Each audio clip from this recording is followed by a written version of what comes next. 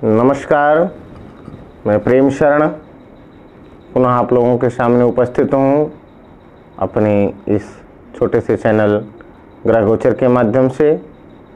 आइए आज हम लोग पुनः आओ ज्योतिष सीखे श्रृंखला को आगे बढ़ाते हैं।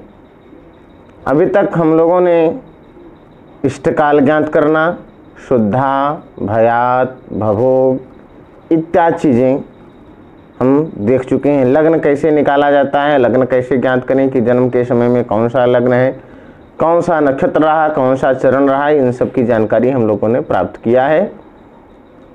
और एक हमारा विशेष वीडियो भी गया।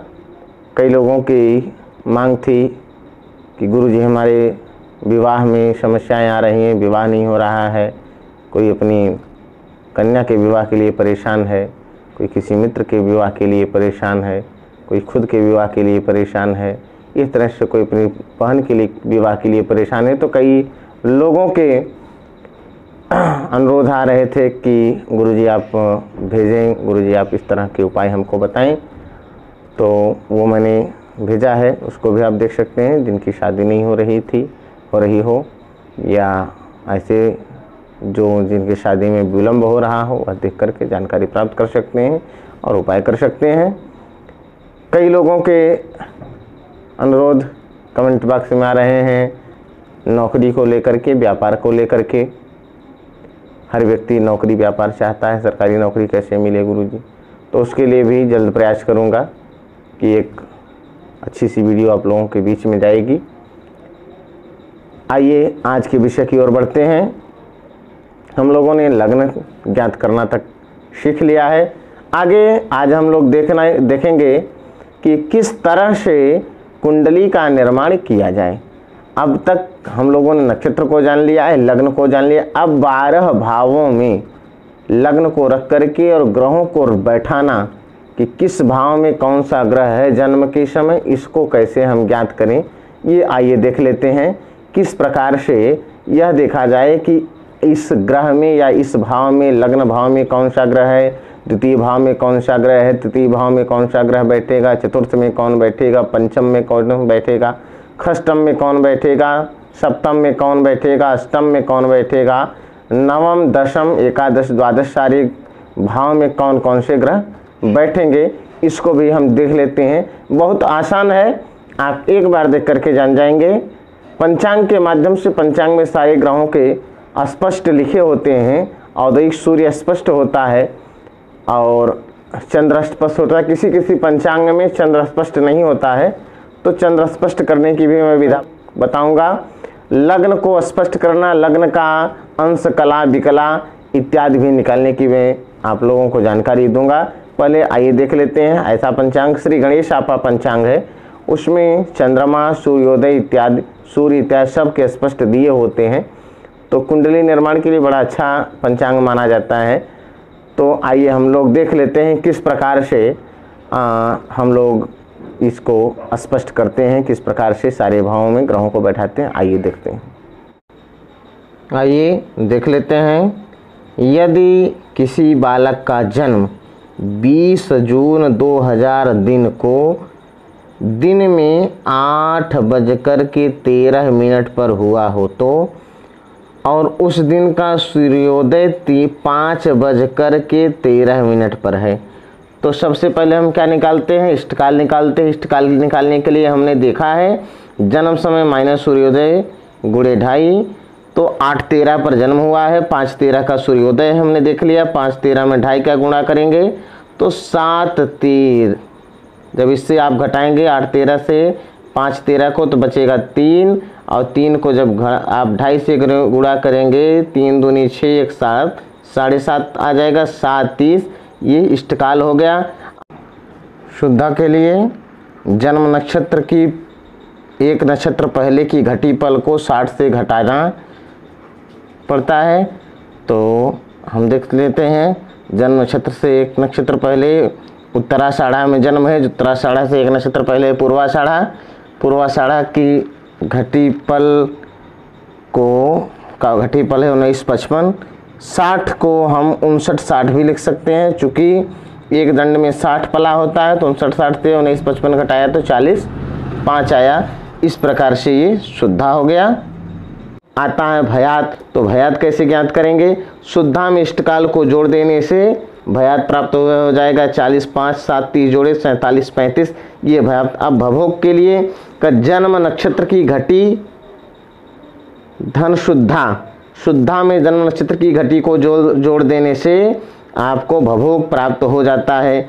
तो शुद्धा आपने निकाला है, देखिए आपका शुद्धा यहाँ है 40 5 और जन्म नक्षत्र की घटी पल। तो जन्म नक्षत्र की घटी पल के लिए पुनः पंचांग के पास चलते हैं।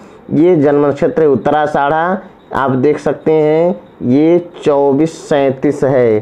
कितना है? 24 37। इसको जब हम इसमें जोड़ते हैं 24 37 को जोड़े 40 5 में 64 42, ये 64 42 हमको भभोग प्राप्त हो गया।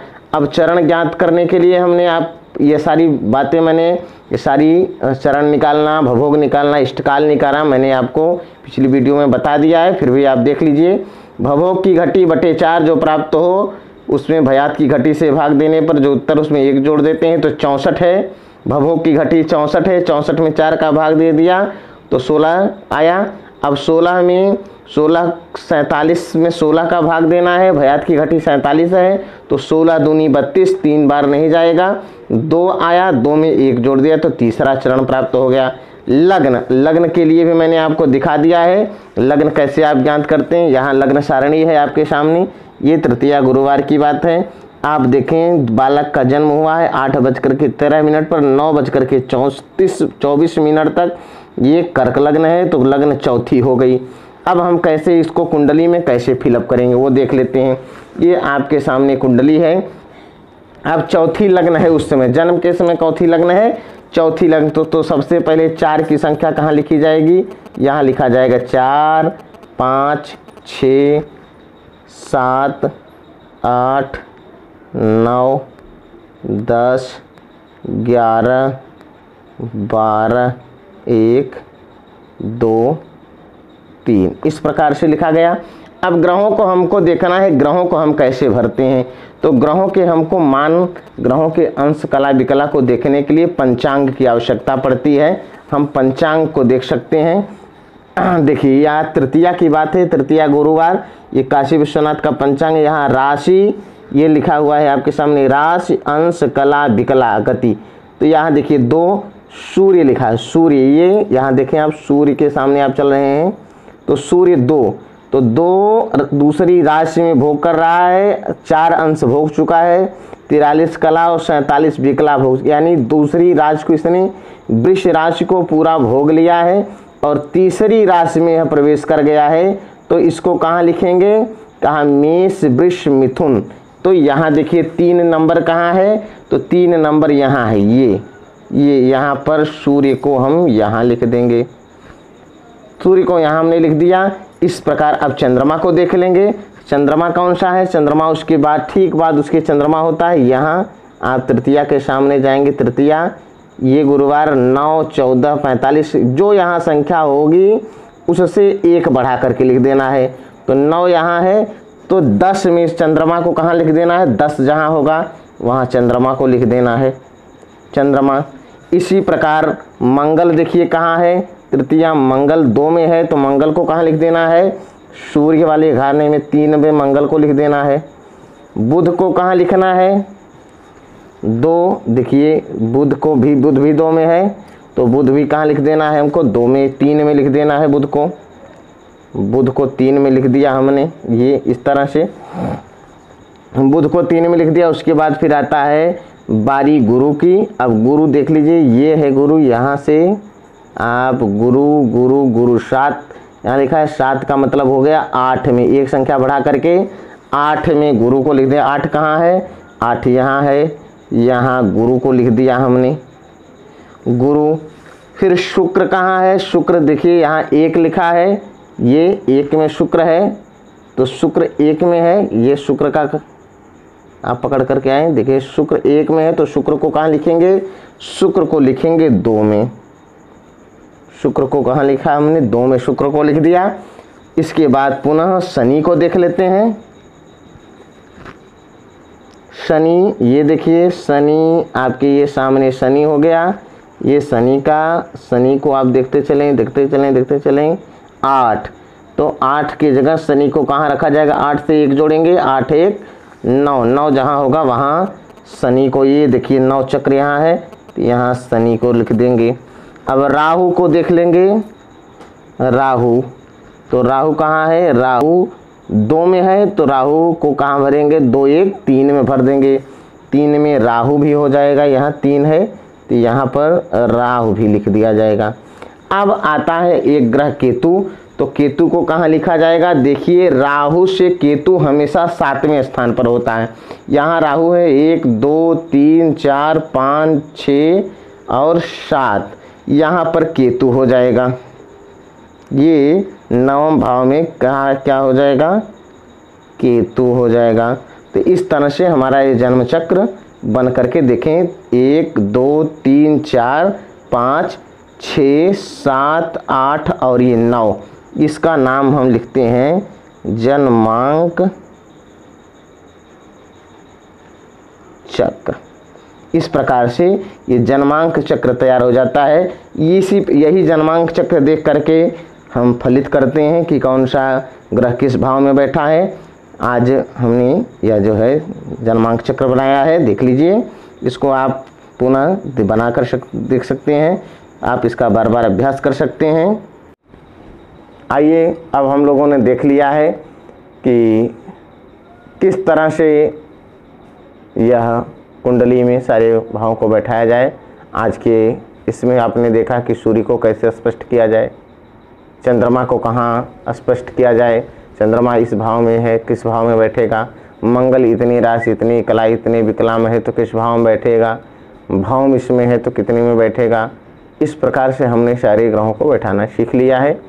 आज के वीडियोज में बस इतना ही।